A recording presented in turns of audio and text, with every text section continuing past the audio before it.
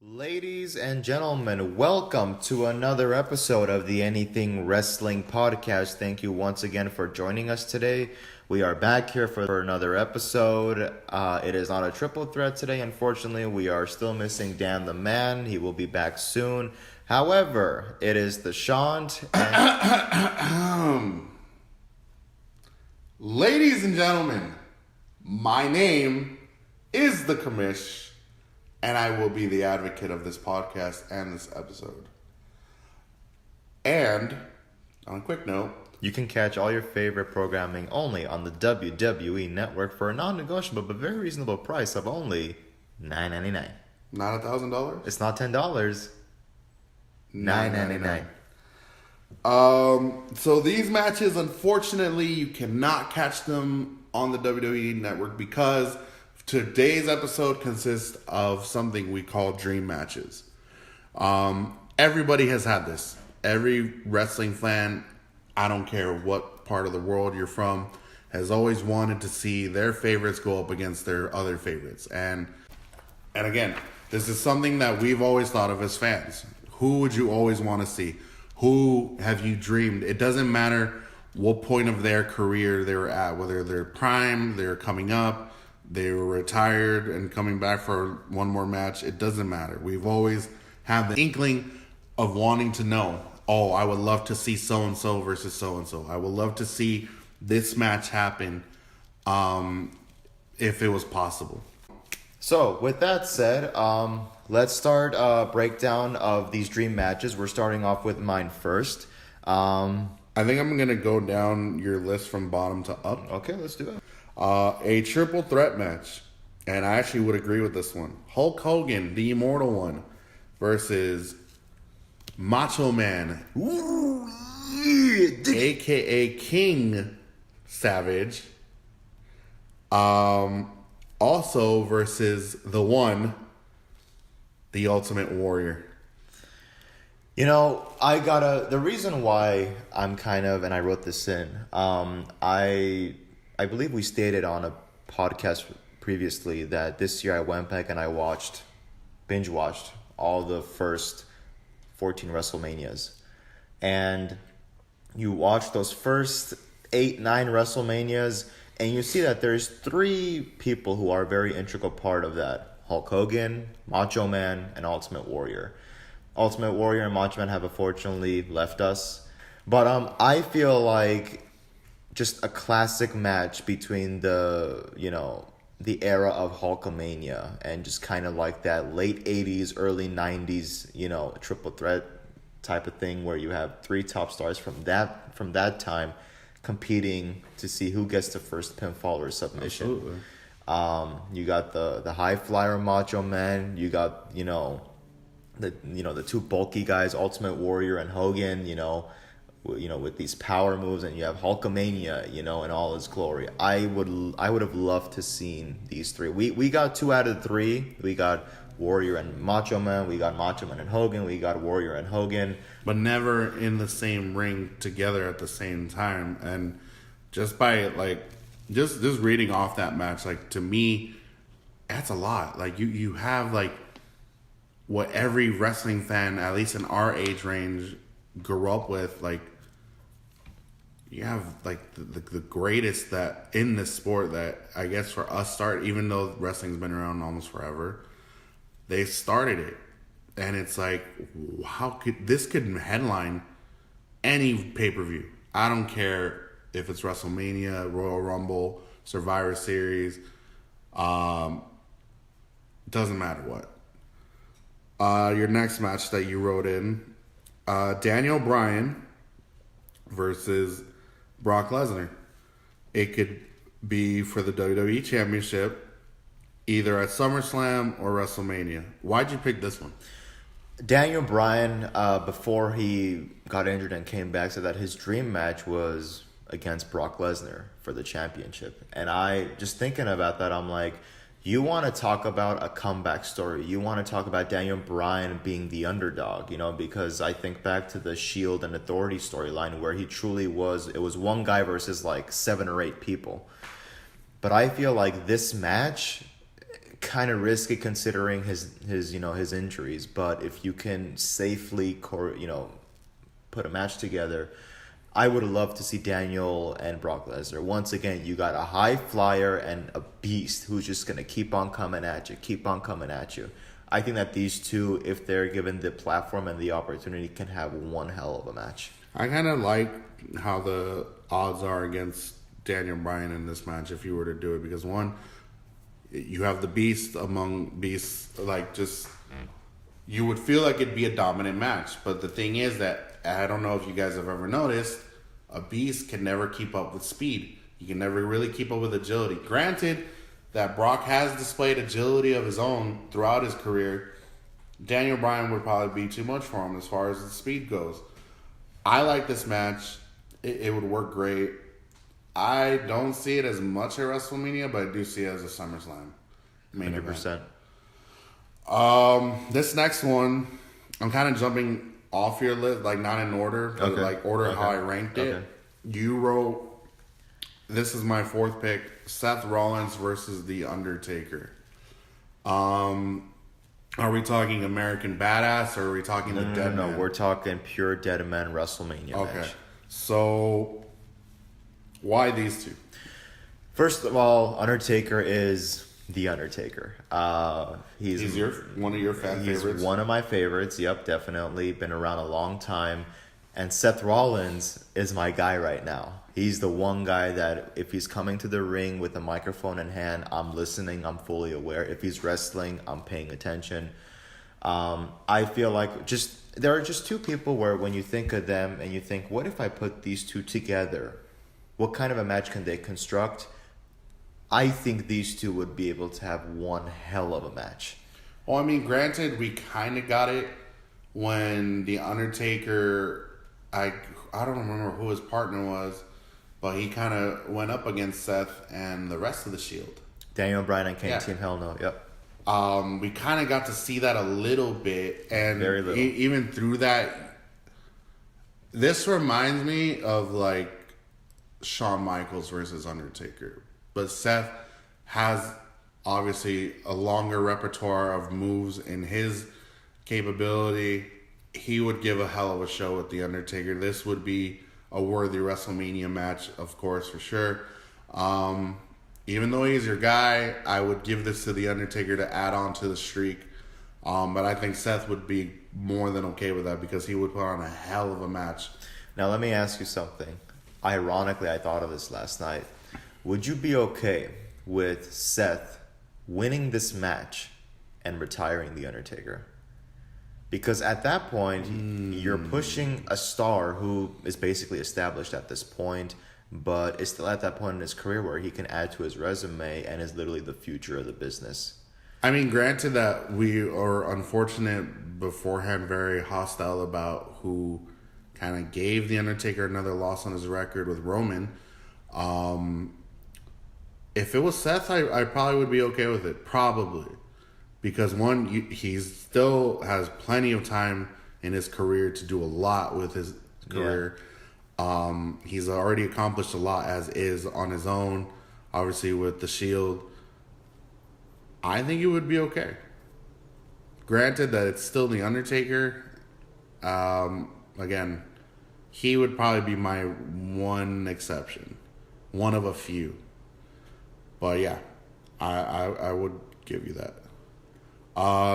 Number 3 match that I listed. We discussed this on the previous episode, but it's a dream that can happen. The 4 horsewomen of the WWE versus the 4 horsewomen of MMA. They'd be the main event, as you said, for WrestleMania. Yes. I want to know why you choose that. First of all, long time coming. Okay. It's inevitable, you know. I feel like these 8.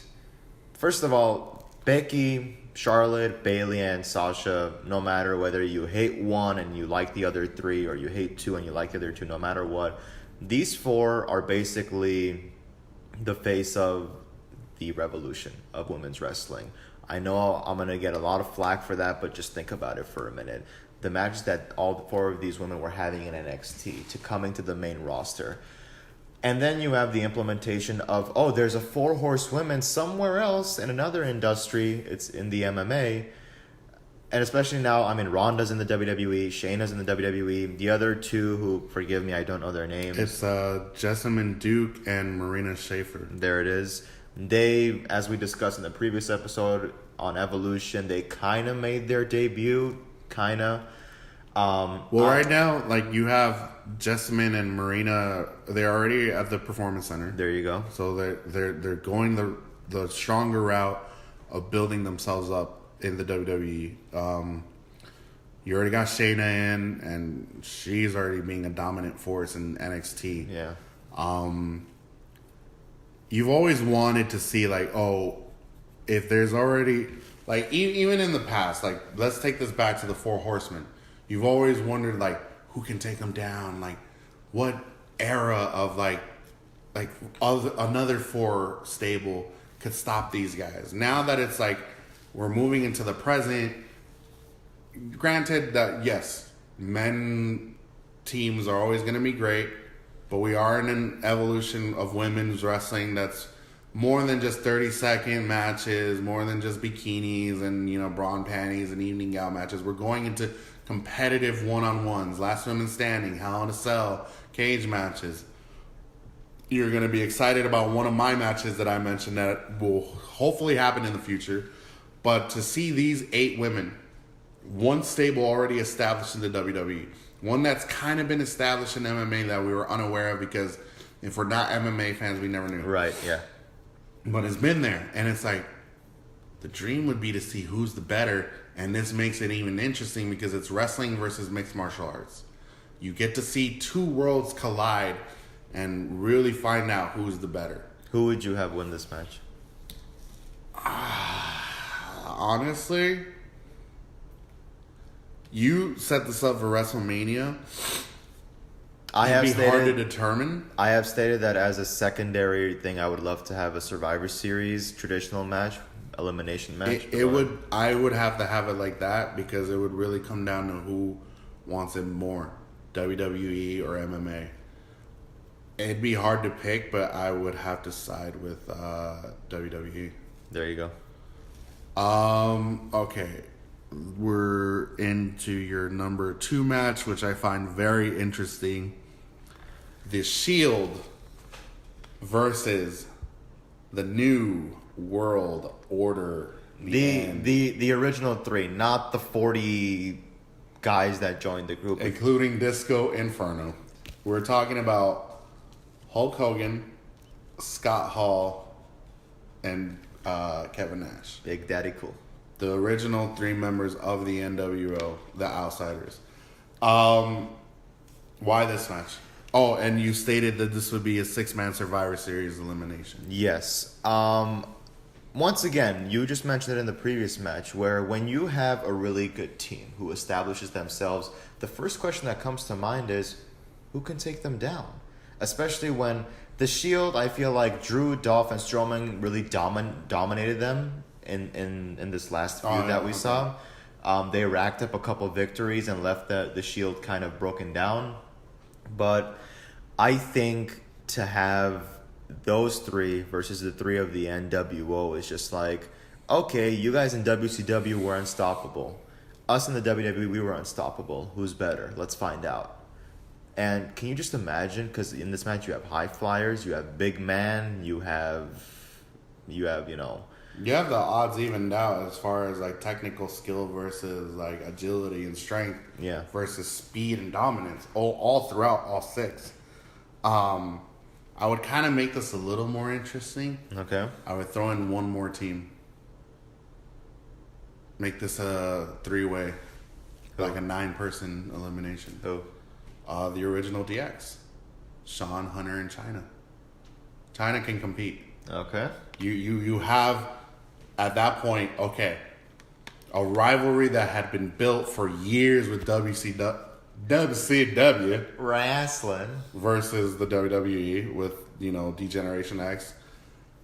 But then DX would have something to prove, like, oh, you guys are the new established team. You guys are the ones running things. Well, we were here way before all of you.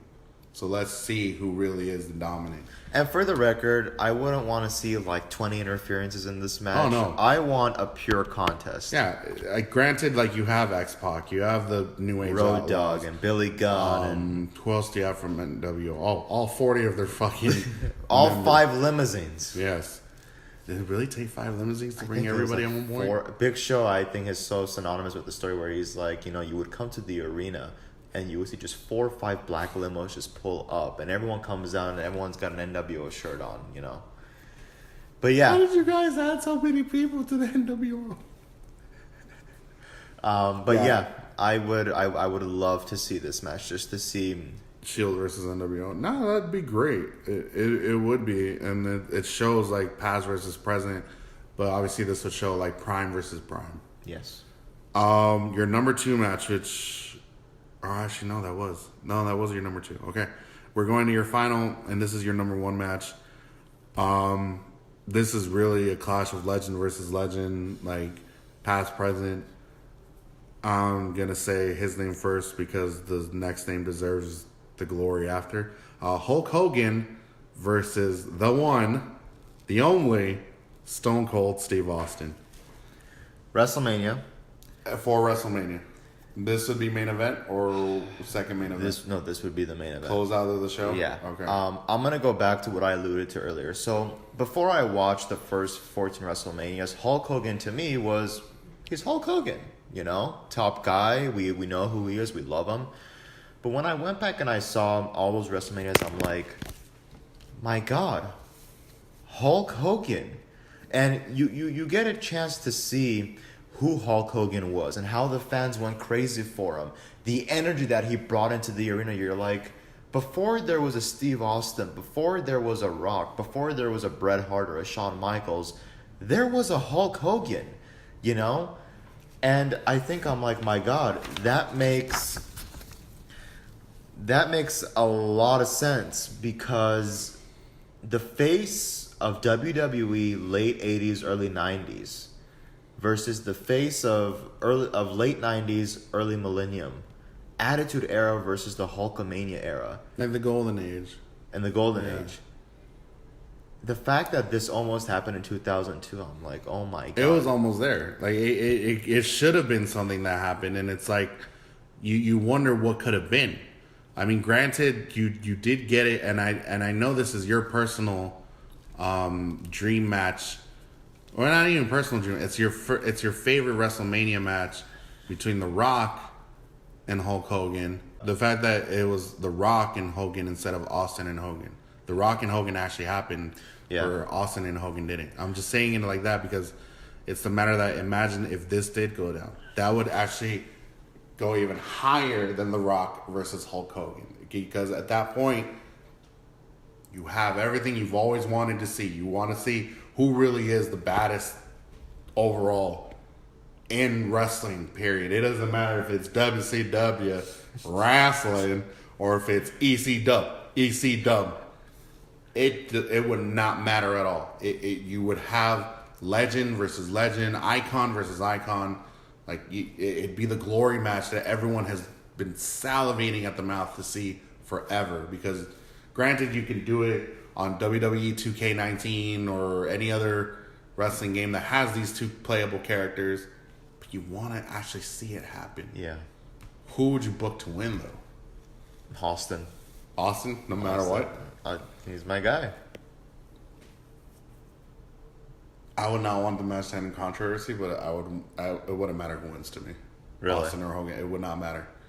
I would kind of favor more 51-49 to Austin. Just because, again, as much as I've grown up in an era where I've seen the golden age and gone through the New Day, then the Attitude Era, then Ruthless and all that, I was more inclined to naturally be part of the Attitude Era. So I would really want Austin to win. Yeah. So I read off Sean's matches. Now Sean's going to read it off the commission's matches. Let's do it. So, first one here, which almost made my list. Sting versus Undertaker, I'm guessing WrestleMania. Well, yeah. It doesn't... I didn't put what pay-per-view. I just put just a match. But yeah, this would be my number 1. Again, this is something everybody has wanted to see forever. It can't happen now. It wouldn't be the same if it happened now, but again, everyone understands the circumstances of why Sting did what he did. It could have happened if The Undertaker supposedly went to WCW, but he wouldn't have gone as how I wanted him to go into WCW. He would have gone as just Mark. With this match, I would have the Dead Man versus, The Crow. The Crow, the free agent, the silent warrior. It wouldn't matter how long the match would last, because you have strength, you have tall power versus like brute force. Sting isn't like just your average wrestler. He's always been like a little bit of everything. Now, $1 million question is, who wins the match? If this was WrestleMania, I would still have The Undertaker win. Okay. I would make the exception myself that Sting could add a 1 to his undefeated streak or a defeat to his streak, because it's Sting. Yeah. Because it would really show that it's like, I think you were the one that could earn that from The Undertaker. And that's why it's like it's like my number one match. What's so funny is that I used to be such an advocate for saying, yeah, let the legends come back. It doesn't matter if they're not in their prime, they can still have a match. Super Showdown changed that for me completely. Because you saw what it does. The very last match, yeah. I felt the same way. I felt like Triple H and Undertaker, not that they can't have a match, but I just felt like this is now turning into shenanigans amplified, trying to spark that lightning again for the Attitude Era.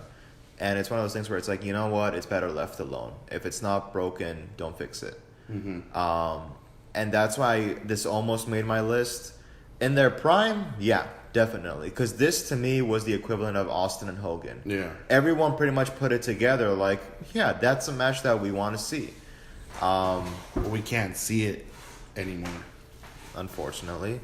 So yeah, those are my sentiments towards that. Secondly, another that everyone groups together, you wrote down an Iron Man match. Mm-hmm. You got The Rock versus your guy, Shawn Michaels. Mr. Icon, Mr. WrestleMania himself. And I would put it at WrestleMania. Okay. This has always been an interesting kind of rivalry, kind of like thing that we never got. The rivalry that never happened. Yeah, because granted that Shawn has kind of always been a thorn on the Rock's side in critical moments. 2 of them in particular were the very first episode of SmackDown and Judgment Day in 2000. There has been an interview supposedly back in 2007 where The Rock said he would have loved to have a match with Shawn Michaels. He would have loved to have a rivalry with him. Obviously, he says it as Dwayne. He doesn't say it as The Rock. But if you could have had these two back in, like, I would have actually booked it, like, after Shawn's return. Like, I would have shortened his rivalry with Triple H a little bit, because at the time, The Rock was still there. Kind of. But this would bring him back. You would have a good, like, Dwayne Johnson, The Rock, still at the top of his game. You have someone who's revitalized himself career-wise, who gave us a hell of a second run in his career with Shawn Michaels. Why not put them in an Iron Man match? Why not prove who's the better? And you can have it just like how The Rock and Triple H had it, where it was like 5 to 6 pins or disqualifications. Like, I would actually want to see. Or you could have it how Shawn had it with Brett. Go all the way to sudden death. And then just see at that point, does The Rock bottom and people's elbow win? Or does the Sweet Chin Music win? Yeah, he's my guy. I would favor it to him. But I would not be surprised if The Rock won. I think when it comes to The Rock against Triple H and Shawn, as you said, he's always kind of had to kind of take the hit. Or Triple H and Rock, you mean? Well, yeah, that's what I'm saying is Okay. that, The Rock seems like 8 or 9 times out of 10 would always lose to Triple H. And Shawn was always at the end of Sweet Chin Musicking, The Rock or somehow, screwing his matches. I would maybe give this to The Rock. Just kind of like out of a way for him to get his revenge. Yeah. Because, Shawn... I feel like with Shawn, doesn't matter.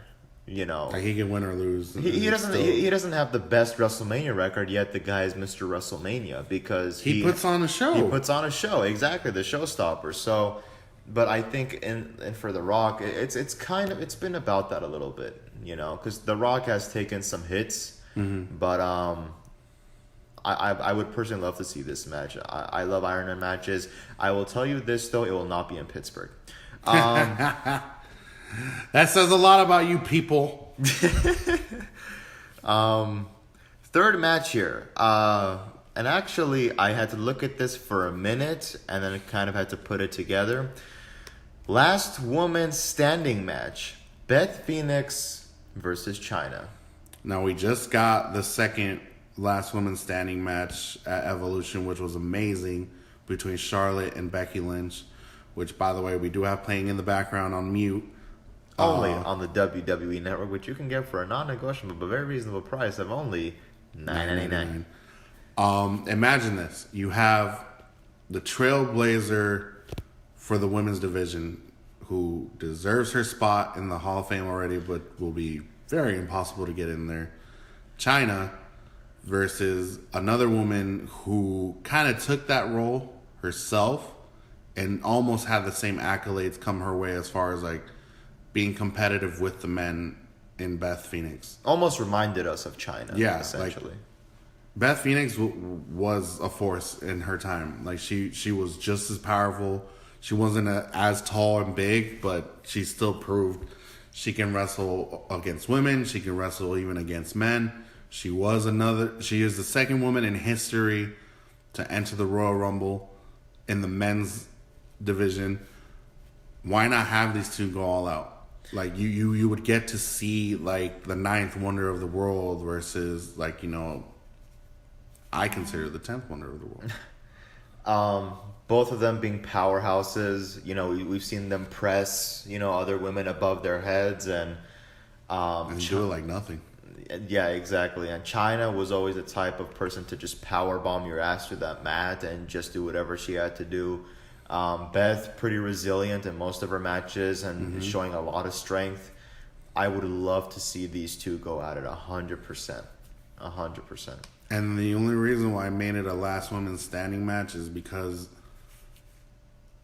it wouldn't take a pinfall win or a submission to see who's the better, unfortunately. You would really have to have them go all out. To see who truly is the last one standing. Mm-hmm.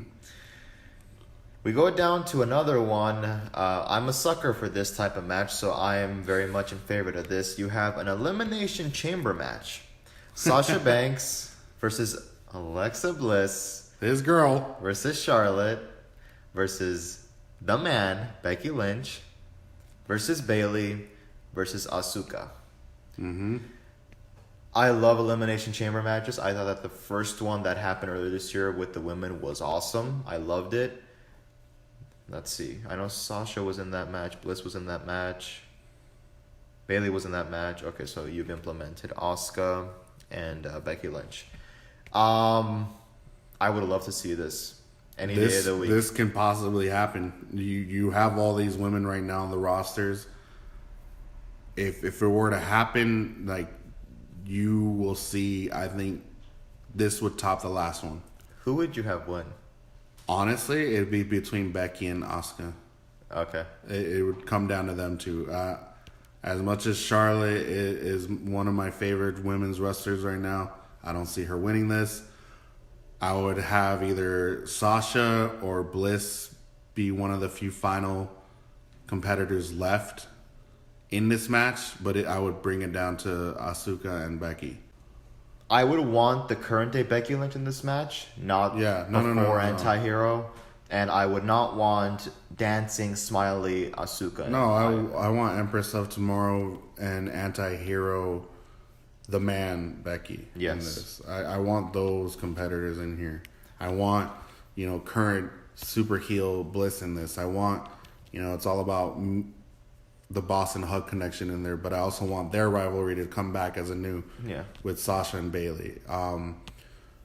With Charlotte, she could be eliminated first or second. Why not? I mean, she hasn't. Okay, I love the girl, but she hasn't done much right now. She's playing into a favor where, again, we said this on our previous episode. She's being dominated by Becky. Yeah. Unless she renews that in the Elimination Chamber, then she has a chance. But I don't see her winning this, like I said. Would you be a fan of these two being the last two participants in elimination? If it wasn't Asuka? Yeah, if it was Charlotte and Becky, Sure. kind of rekindling their rivalry. Yeah. Because at that point, it would show again, like, all right, we've had a couple matches. We've had some in controversy. But it's We still ha- not settled. No, of course not. There's always going to be that lingering feeling of who's still the better. Maybe Charlotte wins it this time, just to give her an advantage. Maybe she doesn't. Again, this would be a dream match that I want to happen, and it can happen. And it can happen, exactly. It can That's what I was going to definitely say. happen. Very well. Then we come down to your fifth pick. We got Seth Rollins versus Latino Heat, Eddie Guerrero. This is a clash of styles because Not AJ Styles. this is something that you have where you see these two guys that are totally different, Yet similar in similar. so many ways, put on what I think would be the best match ever. Because it could be a SummerSlam, it could be a WrestleMania, it could be a Royal Rumble match. If I can implement one thing, I would love for this to be a ladder match. Considering what Eddie Guerrero has done in ladder matches and what Seth can do in ladder matches, all the high flying shit that these two can do, Oh yeah. I would love to have that in there. You can even bring out, like, you can make it a TLC match, but the belt still hangs above them. Oh, so you want a belt above the ring? Yeah, Okay. because WWE yeah, Championship. you would get to see everything in this, and in Eddie's last few matches, in Eddie's last few matches, he gave you his best. He dominated a lot, and granted, like, there were some times where it showed like he was gonna lose. He was still on the rise. You know, Edge on SmackDown 1000 went on record of saying how people still talk to him to this day about that one match he had with Eddie Guerrero, the ladder match on SmackDown. You think about it, that was not a pay-per-view match. There was not a WWE championship up for grabs. And yet, I feel like Eddie Guerrero is like sometimes the unsung hero of SmackDown. Because people say, when you think of SmackDown, who do you think of? Well, I think of, The Rock, John Cena, The Undertaker, and all that. But what about Eddie Guerrero? Because he's had skits, he's had great matches, he's had great segments. Kind of like an unsung hero to me personally. That's why I picked this one. And then I would love to see this. you would have Seth, like, who, again, we've discussed his career so far. He's done a lot in his career. He's shown that, like, he can last in any competition, in any show, and Any he would capacity. give you the best out of him. To put these two together, it's a dream match. Absolutely. If I can throw in a bonus match in there, I want to see this rematch because honestly, when it happened the first time, I thought it was like, holy shit. John Cena versus Kurt Angle. Okay. I would want to see that again. Granted, we saw it a lot after John Cena's debut, but just give them one more. Who would you have win? This time, John. But I would have it not as, like, you can't see me, John Cena. Not Thug Life John Cena. Literally back to ruthless aggression. Back to that, John. The guy who had a lot to prove. The guy who wanted it so bad. The prototype? Yeah. Okay. Because honestly, I think that was my all-time favorite John. Granted, where life was awesome and fucking hilarious. And of course, we all know what he is now. Granted, half the time we can't see him. Just a pair of jorts. But you know what I mean. Like the prototype showed a lot of hunger, a lot of passion, a lot of like, I want this. The debut match was actually really good. It was really good. That was like, okay, granted at that time SmackDown was still good, even though it's great now. But like SmackDown had its moments where you're like, no, I want to watch Raw more than I do SmackDown. Yeah. The minute I saw John Cena slap Kurt Angle in the face, I was like, holy shit, what just happened? And then the match happened, I'm like, I'm actually rooting for this kid to beat Kurt Angle right now. What also stands out to me is after that match, when there's that Undertaker segment where he goes, "What's your name, kid?" John Cena. He just extends his hand out and he shakes it. I'm like, that is like a push on screen and off screen. Oh, yeah. Because they talk about the Undertaker being a veteran, how he's literally like the guy. And if you have that guy who on screen is shaking your hand and it's your first night with the company, that's saying a lot. Yeah, it showed that you caught his attention. That's subtext right there. Yeah, like, and honestly, like, everyone knows the backstage politics with the Undertaker. He wants everything fair. You know, if you're gonna be one of the boys, you know, you really gotta prove yourself. You're not just gonna be welcomed in like nothing. You have to earn your spot. And to see that happen in that night, why not have that match one more time? And then we went to WrestleMania 34, which you can catch on the WWE Network for a non-negotiable but very reasonable price of only $9.99. But I warn you, don't blink, because you might miss it. No, we're serious. That match was the burial of all burials. 2 minutes, 46 seconds. Wow, That's how long it was. You have it memorized? Yes, I do. Why? Because that match was so out of place, so worth having, so worth John Cena shutting the fuck up at that point. Best match of the night? Who cares if you're there as a fan? We know why you're really there. We know what the hell is going to happen. And you took Charlotte and Asuka's moment. How dare you? And you know what happened? He happened.